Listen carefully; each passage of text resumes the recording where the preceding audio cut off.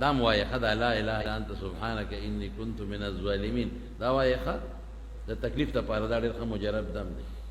چې کله تکلیف او ټینشن او پریشانی درته راله 9 ځله وایه ټینشن تکلیف پریشانی راشي 9 ځله وایه لا اله الا انت سبحانک انی کنت من الظالمین نو پریشانی ټینشنونه ورسره خدای پاک ختموي بارے الله نه بغیر زمونږ دي څوک نه غواړو نو چا نه به غواړو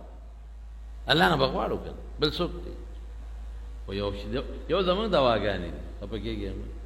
زمونږ دواګانې قاسم یو ګردان جوړ کړی دی نو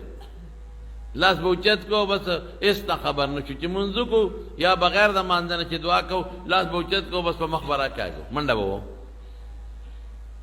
ان الله لا يقبل عن قبل القلب الله غافل دا غافله